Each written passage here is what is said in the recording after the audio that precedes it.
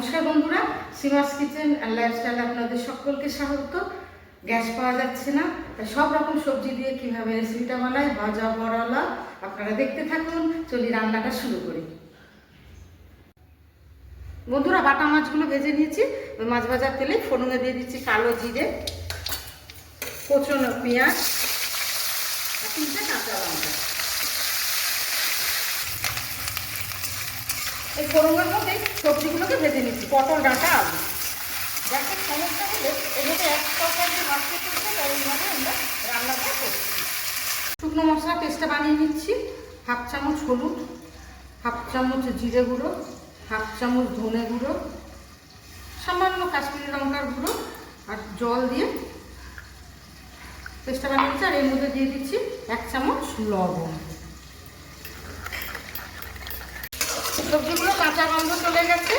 এবার এর মধ্যে দিয়ে দিচ্ছে 1/2 চামচ আদা বাটা, শুকনো মশলার পেস্ট, কুচনো টমেটো, সব দিয়ে একসঙ্গে কষিয়ে নেব। মশলা থেকে তেল ছেড়ে গেছে দেখো বন্ধুরা।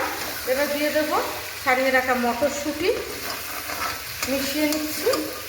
পাশে গরম জল করে রেখেছি, এই গরম জলটা দিয়ে সবজিগুলোকে কুক করে নেব।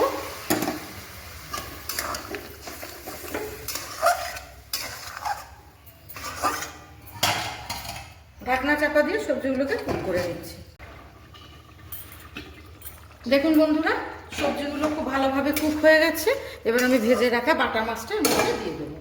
তার আগে দিয়ে দিচ্ছি একটু চিনি, গ্রেভিটা ঝোলটা খেতে খুব ভালো লাগবে। ভাজা মাছগুলোর মধ্যে দিয়ে 2 মিনিট মতো কুক করে নেব, যাতে ঝোলটা মাছের মধ্যে ঢুকে যায়।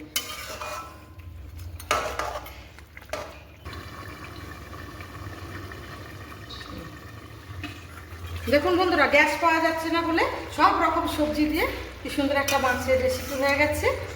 ভালো লাগলে পরে আপনারা লাইক, কমেন্ট, শেয়ার করবেন, চ্যানেলটাতে সাবস্ক্রাইব করে আমাদের পাশে থাকবেন। আবার দেখা হবে নতুন ভিডিওতে। আপনারা সুস্থ থাকুন, ভালো থাকুন।